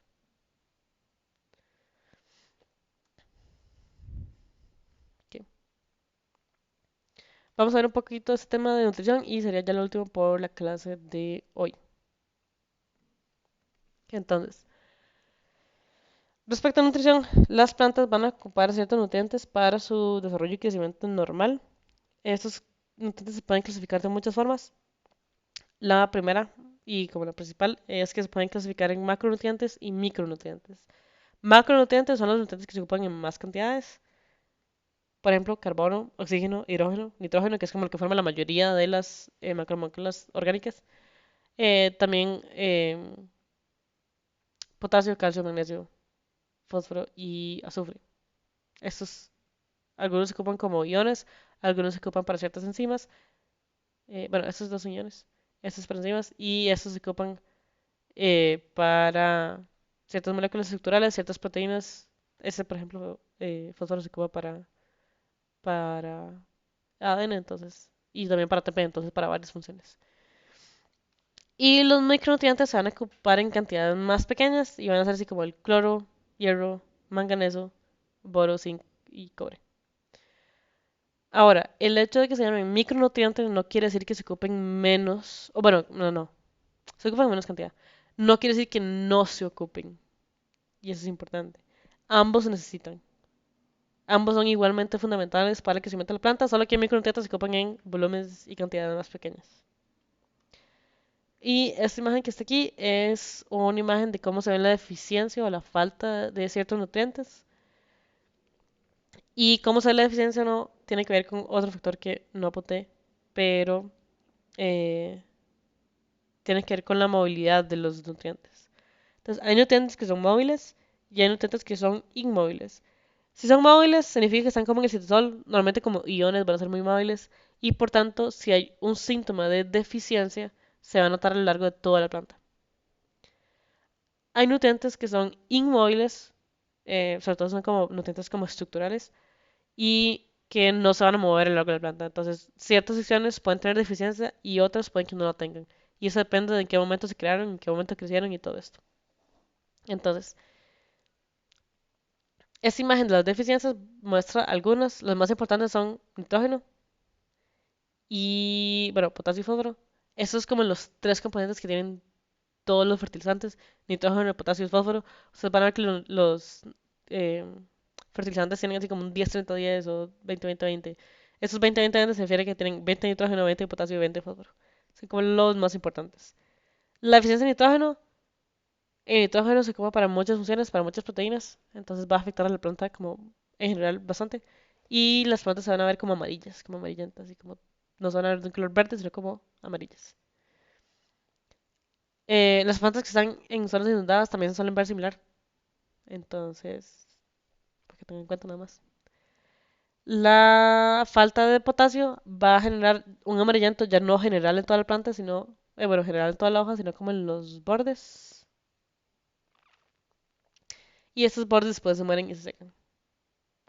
La falta de fósforo, que era como nota importante, va a hacer que la hoja se vea un color verde oscuro, oscuro, oscuro, oscuro, oscuro, oscuro, oscuro. Entonces hay que tener cuidado. La planta no se puede ver ni demasiado clara, ni demasiado amarilla, ni demasiado verde oscuro. Hay momentos en que también este verde puede volverse rojizo o púrpura, dependiendo de los lugares, y va a finalizar con la partida de todas las hojas. Ahora, hay ciertas deficiencias como magnesio, que genera también un amarillento. Ese amarillento se conoce como clorosis.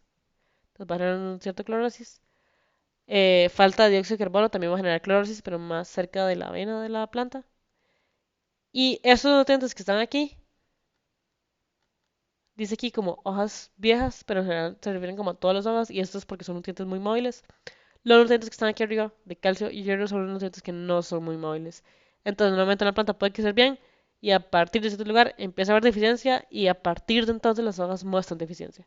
Entonces, en el calcio las hojas van a hacerse como atrofiadas, como arrugaditas, como pequeñas, y en caso de la deficiencia de hierro, las hojas van a ser blanquecinas, van a ser como con clorosis. Se ve lo que sería el nitrógeno, pero el nitrógeno uno lo absorbe en toda la planta y en el hierro solo lo va a observar en ciertos lugares. Bueno, este cuadro que está aquí tiene que ver con lo mismo, pero como redactado. Entonces, nitrógeno genera clorosis en hojas viejas, potasio genera pérdida de las hojas viejas. Está en inglés, pero también es como una descripción verbal de los síntomas de las deficiencias, pero ya los expliqué. Ok. Otra cosa importante que uno puede ver mientras ve nutrientes es la parte de la composición o la estructura del suelo. Entonces, el suelo se va a dividir en lo que se conocen como horizontes. Entonces, horizontes van a ser una cierta como capa horizontal que tiene una cierta profundidad, y hay varios horizontes. Entonces, el horizonte cero es como el que está más cerca. Se llama horizonte cero y es donde hay material orgánico en descomposición. Entonces, técnicamente no es como parte del suelo porque es material orgánico, pero es como el primero que hay. Y normalmente es como muy poco profundidad, o sea, como 2 pulgadas, es como muy poquito. Debajo del horizonte cero lo que va a haber es el horizonte A. El horizonte A es ya materia orgánica que ya fue más que todo descompuesta, pero que todavía es rico en material orgánico y es rico en nutrientes, y va a ser un color oscuro. Entonces va a ser como un color negro, café oscuro, y nuevamente es como la parte del suelo que es como más fértil y tiene más nutrientes y da más crecimiento. El horizonte B ya no va a tener un color oscuro como este, sino que va a ser un color más claro. Y va a tener una cierta cantidad de humus, pero no tanto. Y normalmente es hasta este horizonte donde van a penetrar las raíces de las plantas. Ve que ya aquí estamos hablando como de 30 pulgadas. Debajo del horizonte B, lo que es el horizonte C. El horizonte C, el roca madre, es piedra, que no se ha descompuesto, como piedra como tal. Esta piedra, por procesos químicos, principalmente, y por procesos físicos, se va descomponiendo y los nutrientes de la piedra van subiendo al horizonte B, y es donde las plantas lo pueden absorber. Y ahora, otro detalle importante en la nutrición de plantas es que muchos de los iones que las plantas requieren son iones positivos. Entonces, sodio, potasio, calcio son iones positivos, magnesio también. Y el problema de los iones positivos es que las partículas del suelo, o sea, las arcillas y demás, suelen tener carga negativa. Entonces, los iones se suelen ver atados al suelo y es muy difícil separarlos. Sobre todo en suelos que son muy secos o suelos que son muy ácidos. Entonces, lo que hace la planta es que la planta quiere de alguna forma absorber estos iones con carga positiva. Y lo que hace entonces es hacer un intercambio. Entonces le intercambia al suelo algo por esos iones positivos. Entonces lo que hace la planta es que agarra y tiene enzimas que hacen la conversión entre agua y dióxido de carbono para volverlo ácido carbónico.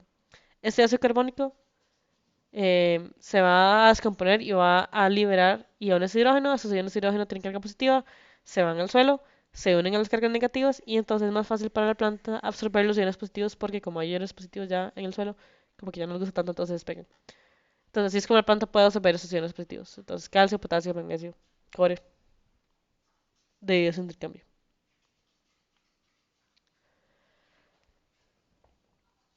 Otra parte importante de la nutrición es el ciclo de nitrógeno, que es esta imagen que ven aquí. El ciclo de nitrógeno es muy importante porque normalmente y en la mayoría de ambientes el nutriente que más falta es el nitrógeno. Entonces el nitrógeno eh, siempre está siendo requerido para la planta y es como el que está limitando el crecimiento. Si la planta tuviera más nitrógeno, crecería más. El problema del nitrógeno es que hay mucho nitrógeno en la atmósfera. Creo que más del 70% de la atmósfera es nitrógeno. Pero en su forma atmosférica reacciona muy poco con cualquier cosa. Reacciona muy poco en general. Entonces es muy difícil obtenerlo. Porque no está en el suelo, está más que todo en la atmósfera.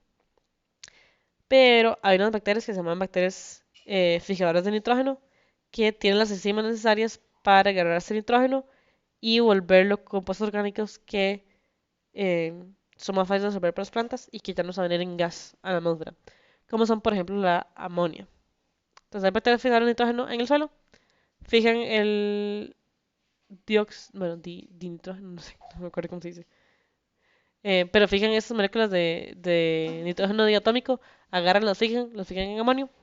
Este amonio puede generar hidrógenos del suelo y va a formar, eh, creo que no es amoníaco. Ahora, el amonio y el amoníaco son tóxicos, aún en concentraciones muy bajas, entonces para que la planta lo absorba, normalmente pasa primero por bacterias nitrificantes, esas bacterias nitrificantes lo convierten en nitrito o en nitrato, que de aquí también puede venir alguno por la descomposición de la piedra, del horizonte C. Y ya en su forma de nitrito, nitrato o incluso a veces de amonio, la planta lo puede absorber. Y dentro de la planta lo va a convertir en amonio para poder transportarlo más fácil.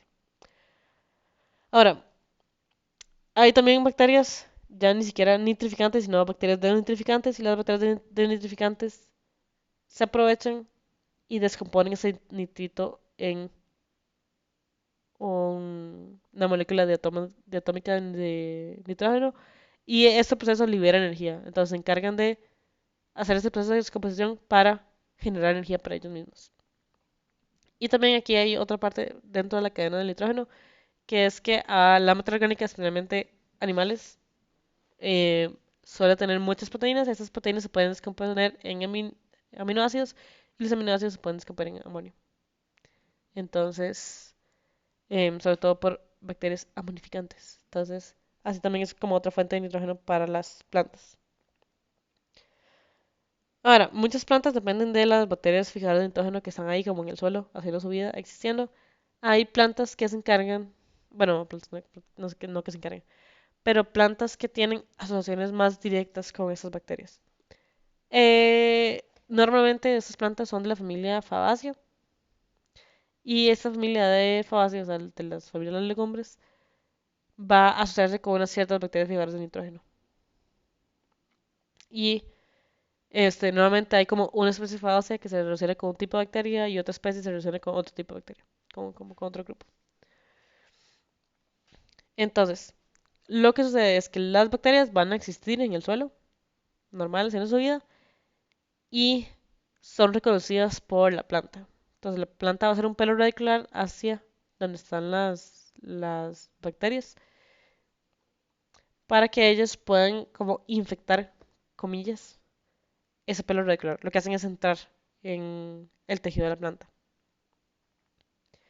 Después de que entran en el tejido de la planta pueden empezar a moverse y a infectar, comillas, nuevas células. Normalmente lo que hace la planta es intentar moverlo cerca de el epiciclo y aquí en el epiciclo ya empieza a generar como esas células como infectadas. Ahora,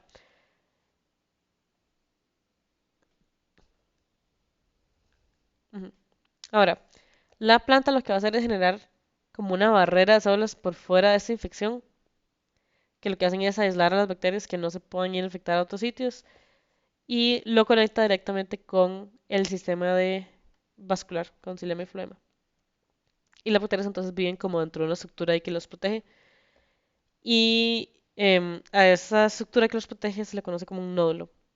Entonces el nódulo almacena las bacterias y las bacterias lo que hacen es fijar el nitrógeno en la planta y la planta a cambio le da azúcares. Entonces se encarga de mantenerla como vivas, como un jardín, como una finca, como una plantación, comillas, de bacterias. Entonces la planta le da nutrientes y recibe nitrógeno que también es muy poco abundante. Entonces esto es una simbiosis que beneficia a ambos organismos y es por eso que las fabáceas son como muy comunes y se usan para todo y son como la mayoría de plantas que uno ve, nada más que uno no lo sabe hasta después. Y también son plantas que generan frutos con mucha proteína como la soya, frijoles, garbanzos en general. Son también bastante proteína porque son plantas que pueden tener mucha proteína porque tienen acceso a mucho nitrógeno. Ahora, estas bacterias y la planta se reconocen mutuamente entre sí. Normalmente las bacterias tienen factores NOT que la planta puede identificar y la planta también genera unos ciertos químicos que las bacterias pueden leer y utilizan para entrar. Ahora, las plantas no solo hacen simbiosis con bacterias, también van a hacer simbiosis con hongos. Estos hongos van a estar sobre todo en la parte de las raíces y se van a conocer como micorrizas, micodongo, risas de raíz. Y hay dos tipos, hay ectomicorrizas y hay endomicorrizas. Las ectomicorrizas son las más primitivas y se encuentran sobre todo en lo que son gimnospermas, sobre todo lo que es en pino. Y las ectomicorrizas lo que hacen es como rodear la raíz. Entonces, un hongo en su forma de micelio es como una red, sí, como una red de células. Son redes a veces de cada uno de estos tubos tiene una sola agresor. Entonces son redes como muy, muy, muy finitas. Y esas redes muy, muy, muy finitas pueden absorber nutrientes mejor que una raíz porque tienen más área superficial. Entonces lo que hace la raíz es que, lo que hace la micorriza es envuelve la raíz, agarra nutrientes porque tiene más área superficial, entonces agarra nutrientes de otros sitios, agarra, se los da a la raíz y a veces puede llegar a dárselos muy cerca, como que las mismas hifas del hongo penetran entre las paredes celulares y aquí libera los nutrientes. Entonces la planta recibe los nutrientes, los puede utilizar para su crecimiento y a cambio le da al hongo azúcares que el hongo no puede producir por su cuenta propia. Ahora, estas son las ectomicorrizas, son un poco más como más primitivas. Las endomicorrizas son un poco más especializadas. También agarran, se encuentran con la raíz, hacen una sedación, empiezan a crecer como cerca de la raíz, generan también como micelio y redes que están como por fuera de la raíz para poder conseguir nutrientes, consigue sus nutrientes y se los quiere dar al interior de la célula. Pero en lugar de quedarse entre las paredes celulares, lo que hace es entrar en la pared celular y lo que hace es rodear una membrana. Entonces rodea la membrana celular en una estructura que se conoce como un arbúsculo, o sea, como un montón así como de ramificaciones que rodean una cierta porción de la membrana para tener más área superficial, para asegurarse de que los nutrientes que no consiguió se los puede dar a las células de la raíz. Y también la célula a cambio le va a dar azúcares, eso siempre se va a mantener igual. Ahora, hay ciertas plantas que viven en ambientes eh, que requieren una cierta adaptación nutricional. Entonces, por ejemplo, las plantas epífitas son plantas como las orquídeas o, por ejemplo, el helecho calcho de venado. Las plantas epífitas lo que hacen es crecer sobre otra planta, sobre todo como sobre árboles. Y este árbol lo que hace es como darle un cierto apoyo mecánico, pero también le da como una cierta altura que le permite acceder a ciertos nutrientes como por ejemplo el sol. Y entonces la epífita va a ganar más radiación solar, pero tiene ciertos problemas para conseguir nutrientes. Y sí, va a tener raíces un poco especializadas para almacenar un poco de materia orgánica para poder absorber nutrientes de ella. Ahora, bueno, hay plantas que también que son parásitas. En caso de las parásitas, también crecen sobre otras plantas, pero ya no por su sistema físico, sino que van a tener raíces modificadas para entrar dentro de la otra planta, o sea, la agarran, atraviesan la corteza y la dermis y corteza y todo, y van a llevar esas raíces modificadas hasta el floema. Entonces, estas raíces modificadas se llaman ostorios y los ostorios van a robarle azúcares del floema. Entonces, ellos van a robarle ya lo que sería un soporte nutricional a la planta y pueden llegar a matar la planta sobre la que están. Entonces, estos parásitos son lo que uno conoce como mata de palo, o por ejemplo el muérdago también es una parásita. Y también hay parásitos que no solo crecen sobre otra planta, sino que también pueden crecer en el suelo, meter sus usuarios dentro de otra planta y robar los nutrientes. Y algunas de esas plantas, como están debajo del suelo y no ocupan hacer fotosíntesis porque roban azúcares, se vuelven, bueno, pierden su clorofila y se vuelven blancas. Entonces parecen como hongos, pero realmente son plantas. Y las plantas carnívoras, que es el último ejemplo que viene aquí, también tienen que tener ciertas adaptaciones nutricionales. Son plantas que suelen crecer en ambientes con suelos normalmente inundados, ácidos y por tanto que suelen tener muy poco nitrógeno. Y al tener muy poco nitrógeno limita mucho el crecimiento.